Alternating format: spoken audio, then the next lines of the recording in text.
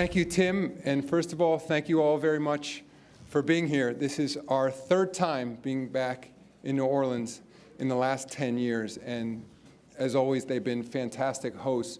Let me also begin with a few thank yous. First of all, to Governor Edwards and Mitch Landrieu, who welcomed us with open arms. I think you all know the circumstances in which we came here. And they accomplished the impossible, which, again, was on very short notice, created the hotel rooms, the arena availability, and everything else we needed to make this work. So really a special thank you to Mitch and Governor Edwards. I also want to thank Tom and Gail Benson.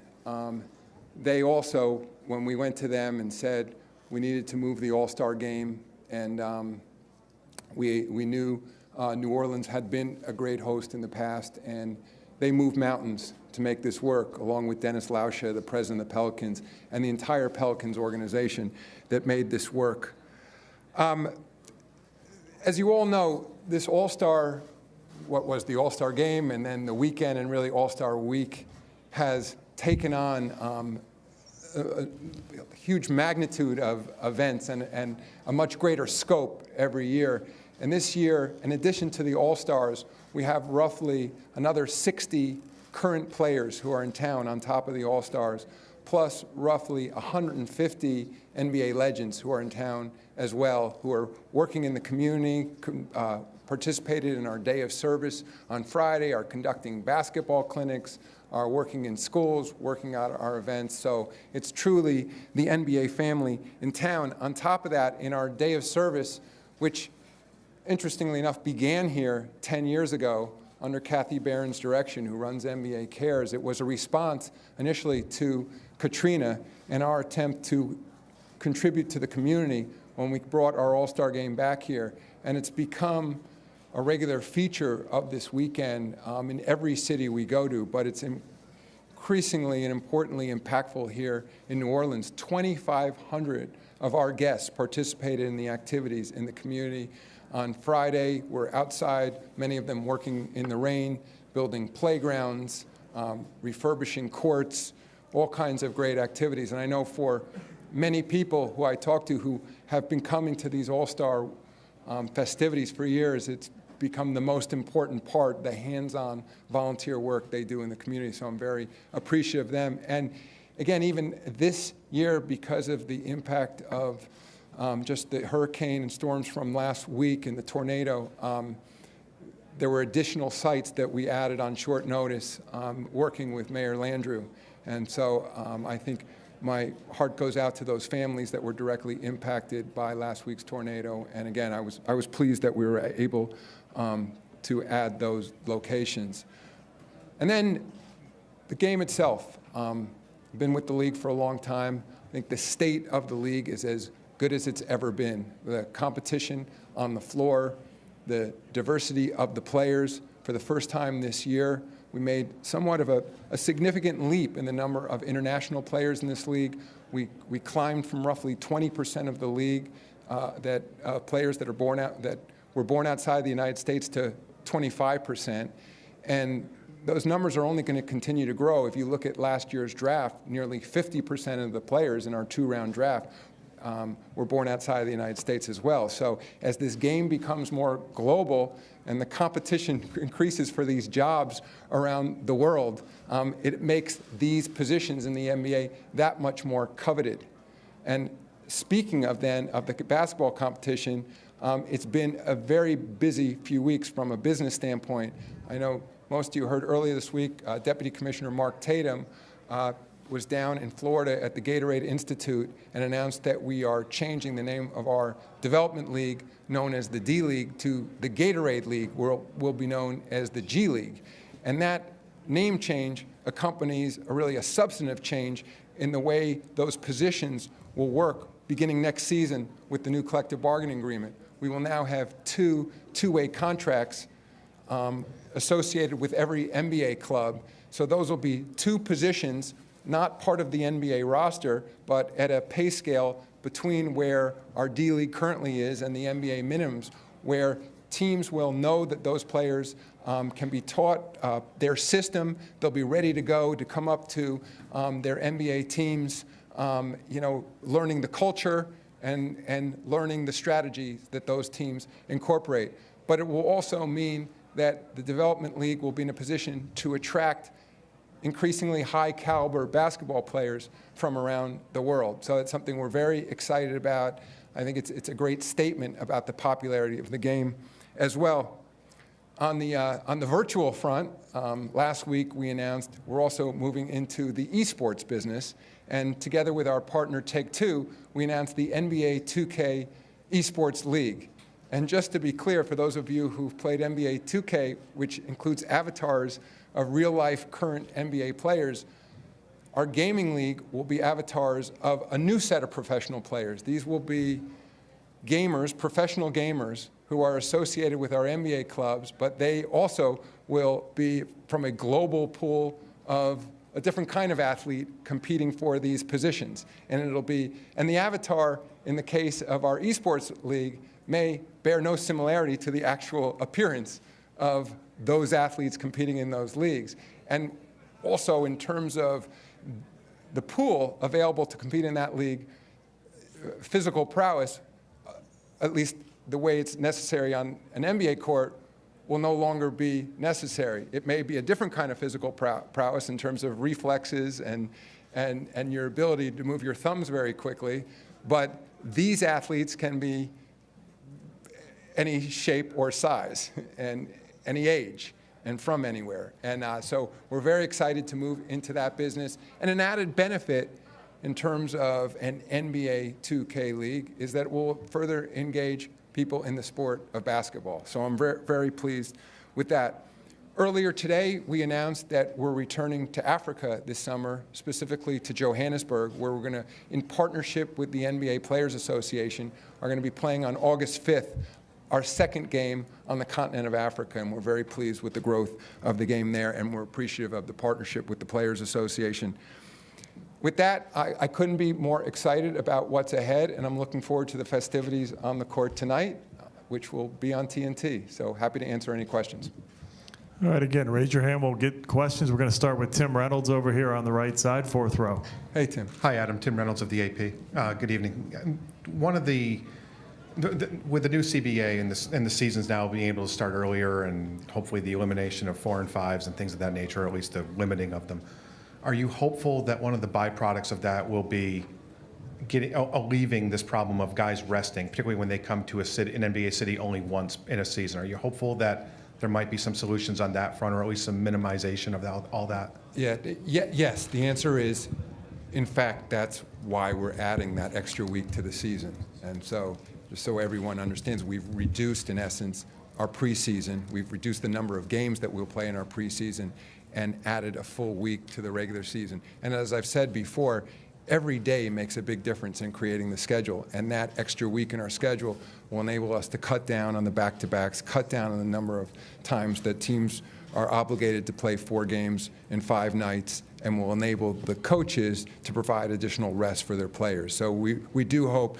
it will cut down on the resting of players in marquee games. I do recognize, though, that there isn't an easy solution to that problem, and I'm sympathetic to fans who turn out to, whether they they buy tickets for games or watching games on television and don't see their favorite player on the floor. But we also have to be realistic that the science has gotten to the point where there is that direct correlation that we're aware of between fatigue and injuries. And as tough as it is on our fans to miss one of their favorite players for a game, it's far better than having them get injured and be out for long periods of time. So we're always still looking to strike that right balance. But clearly, one of the ways that we can work to minimize the resting is to add number of days to the schedule, which will add additional rest. All right, seventh row in the middle, Sean. Adam, I'm just wondering about the D-League or the G-League, I guess now. As you get closer to maybe 30 one-to-one relationships with teams, do you suspect that maybe you could revisit that with the union in terms of how that is structured, the contracts there and things like that? Or is that something that has to go through collective bargaining every time? Well, the two-way contracts are part of our collective bargaining agreement. Those D-League players that are not part of the two-way contract system are not in our players' union. So in terms of revisiting it with the Players Association, I think both Michelle and I recognize that a collective bargaining agreement at the end of the day is really not that different than any other contract. And I think that we're always looking to find ways to improve the way we do business, to find other ways to grow the game. So once we see how those two-way contracts work in operation, I'm sure there'll be various aspects that we'll revisit. But as you said in your question, our goal is to move to a 30-team development league as quickly as possible. But just it seems like with both the D-League and, say, the age limit, those are issues that have been punted down the road the last two CBAs. Is that something that you don't need a CBA negotiation to revisit? No, well, first of all, we absolutely need the union in order to revisit the age, the current age minimum, of 19 years old. But something Michelle and I discussed directly, and this is different than last time we negotiated a collective bargaining agreement, is that rather than say to you that talk to us in 7 years when we sit back down to negotiate a new collective bargaining agreement, I think she and I both agree that it's the kind of issue that needs to be studied, in essence, outside of the bright lights of collective bargaining. And I think both of us, while our traditional positions have been the league would like to raise the minimum age from 19 to 20, and at least Michelle's stated position is that she'd like to lower it from 19 to 18, I think there's an acknowledgement that the issue is far more complex than that. And it requires sort of all the constituent groups to be at the table. We have to understand sort of the level, where those players are coming from before they get, in the case of the lottery picks, before they get to that 1 year of college. How is the AAU system working in practice? How is the high school system? What access do coaches have to them once they're in college under the NCAA rules? There's throw in the potential loss of eligibility if we have contact with them at a younger age. And I will say, and maybe it's a little bit of a different position from my standpoint, I think rather than standing here and saying the league's goal is to get from 19 to 20, I think I have a better understanding of the issue now as well, as I talk to some of the young players who are coming into our league who have only completed a portion of their freshman year in college and have a better understanding of what the conditions are for them, both academically and in terms of their basketball requirements. And again, it is one of those issues that doesn't lend itself well to one of 50 issues we're trying to get through in a collective bargaining session. But again, I think both Michelle and I agree that it's something we should turn back to right away, partly and have a better understanding. And remember, at the end of the day, I mean, I looked at these numbers recently, just in men's college basketball, combination of Division I, II, and III, you have roughly 16,000 players participating in college basketball right now. And I think the average over the last 5 years is roughly 8 players coming in as so-called one-and-done players. So I don't want to overreact to that either. But I think it requires that we take a new look and a new approach to the issue. Second row on the right here, Jeff. Commissioner Jeff Duncan, Times-Picayune. In July, when you elected to relocate the game from Charlotte, what were the factors that led you to New Orleans, and how has the event coexisted with Mardi Gras in town? Well, the last part of your question, I mean, at least so far, we're coexisting very well with Mardi Gras, and thank you very much. I mean, I think our guests are having a great time, and everybody seems to enjoy partying together, whether you're here for Mardi Gras or the All-Star festivities or both. In terms of our selection of New Orleans, we recognized when we made that decision to leave North Carolina, there were very few cities in America that could host an event of this magnitude on short notice. And one of those cities, New Orleans, was where we had experience with 2 other All-Star games, as I've said earlier, in essence in the last decade. And we had very good relationships with the mayor, Mayor Landrieu. I hadn't talked to Governor Edwards previously, but he was someone who reached out to me and said, we would welcome your All-Star game with open arms. And in addition, thank you also to Tom and Gail Benson and Dennis Lauscha, because they stepped right up and they said, and as great as this event is for this city, when we were in discussions with North Carolina, New Orleans and Louisiana were not soliciting these events. I mean, as active as your Tourism and Visitors Bureau is, that they weren't saying, North Carolina's loss is our gain. What they had said to us is, if you find yourself in a situation where on short notice, the NBA has been great for our community. You all stepped up after Katrina. You were there for us, and we'll be there for you. And again, they welcomed us with open arms, and everything's working very well so far this weekend, but it wasn't easy. And they had to work with many other groups that would have otherwise been here. They shifted their dates. Thank you to a few acts, a few musical acts that moved out of the arena and out of the out of all the facilities in town to make room for us. So it was not easy, but there was very much a can-do attitude in making it happen. Eighth row on the left. Jonathan, if you could raise your hand, please. Thank you.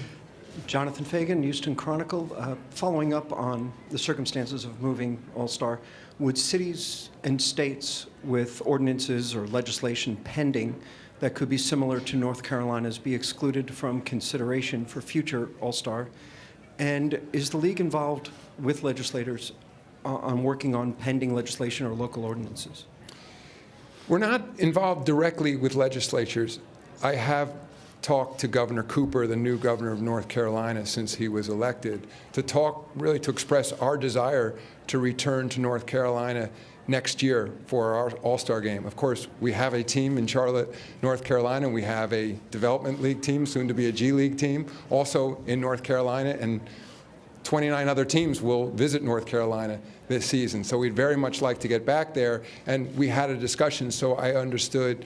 Certainly his position when he was running for office was anti-HB2, the bill that ultimately led to our leaving. So I really was talking to him more to understand from his standpoint how he was hoping to move forward in terms of changing that law. And my main purpose of talking to him was to express our desire to return next year. In terms of laws in other jurisdictions, it's something we continue to monitor very closely. I'm not ready to draw bright lines. Clearly, though, the laws of the state, ordinance, and cities are a factor we look at in deciding where to play our All-Star games. Just to follow up very briefly, then, if it's pending legislation that would be voted upon after a decision would be made about, let's say, 2020 or 2021, would a city or state be eligible? Would it be considered, even if there's a possibility, in the case of Texas with SB 6, could have a similar impact as HB2? I think the issue is we'd have to look at the specific legislation and understand its impact. I mean, I'm not ready to stand here today and say, that is the bright line test for whether or not we will play All-Star games in Texas. It's something we're, of course, going to monitor very closely.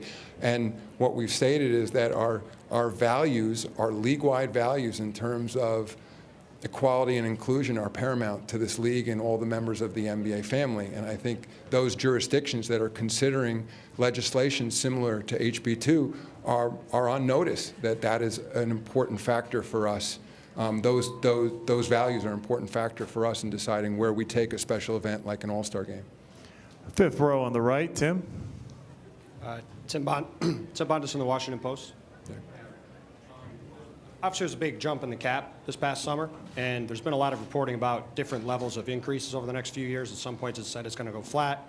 Other times, it seems like it's going to rise a significant amount. Just curious, now you've had some time to analyze the data. Do you have any idea how you think it is going to rise over the next few years? And also, I was curious if you had any opinion on the surprising debate this weekend about whether the Earth is flat or not. I'm not sure which is the hard question, but I'll take the cap question first. The issue with the cap, it's a derivative, of course, of our business and the amount of revenue we generate and a formula that is part of so-called BRI, as you well know. And these projections change on a regular basis. And the good news is that as we continue to find new opportunities for our business, it generates more BRI and will lead to increased cap projections. And our teams, I recognize, are in a difficult position sometimes because they're making important tactical and strategic decisions about which players to sign, how to, trying to calculate how much cap space they're going to have long term based on that same information. So the best that we can do, both with our teams and with the Players Association, is just to be very transparent and to regularly update those projections. And given the nature of 30 teams plus a Players Association, as soon as we update those projections, they become known to the media as well. So I don't have any so-called inside information to share other than we look out at our business and we try to project ahead, but it's a function of ticket pricing and sometimes which teams make the playoffs, because the gates in some cities are higher than others, some international media deals we might do, but that's the state of things. And as far as your second question, again, Kyrie and I went to the same college, and he may have taken Partly why I asked. He may have taken some different courses than I did, but in all seriousness, as he made clear today, he was trying to be provocative, and I think it was effective. I think it was a larger comment on the sort of the so-called fake news debate that's going on in our society right now in terms of what's reported, and it led to an interesting discussion. So, but personally, I believe the world is round. Eighth row on the left, Howard. Howard Beck from Bleacher Report, and thank you for that clarification, Adam.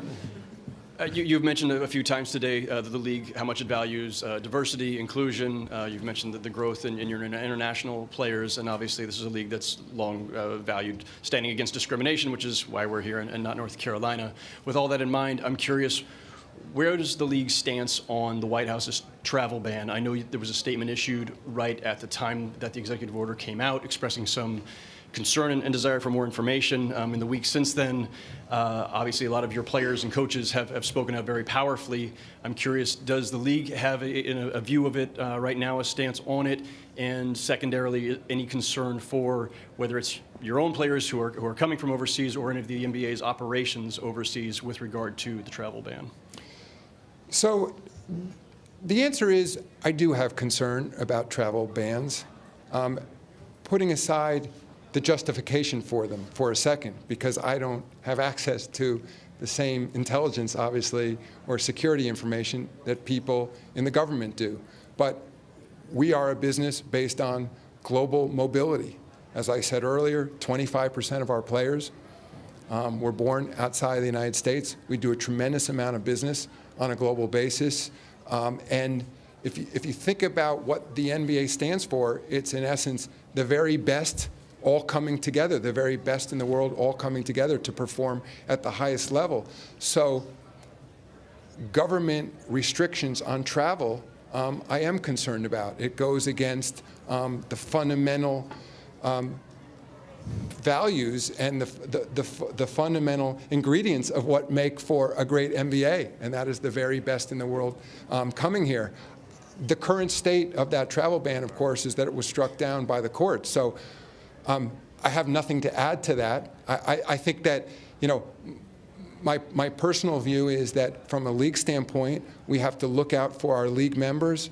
We have 2 NBA players that were born in the Sudan, and so my personal view is that we need to look sort of at specific cases and see how that potentially could impact members of the NBA family, and then play as whatever role we can in providing information to the government and monitoring the situation. But Howard, it's hard for me to go beyond that because I don't have the access to the same information that people who are designing these laws and looking at these issues do.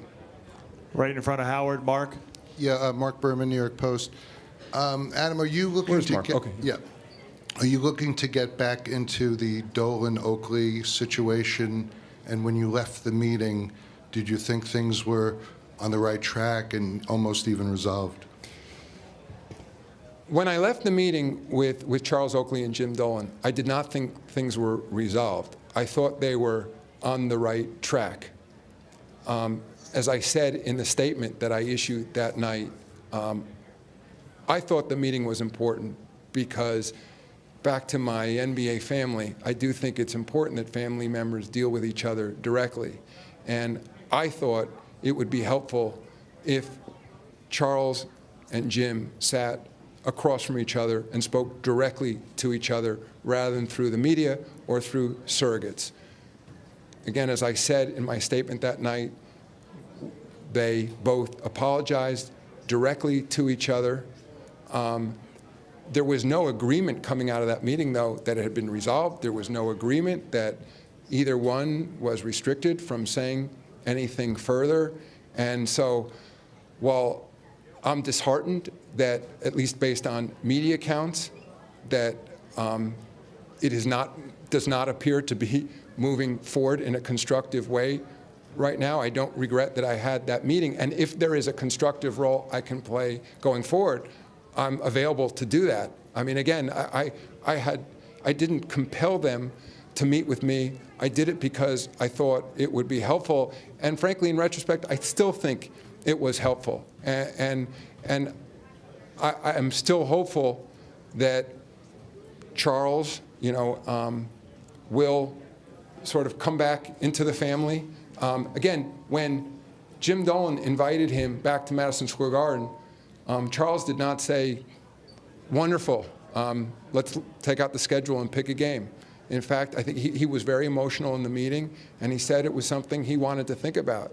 And in my subsequent conversations with him, I have said, I think you should continue to think about it, and whether that's a month from now, 6 months from now, or a year from now.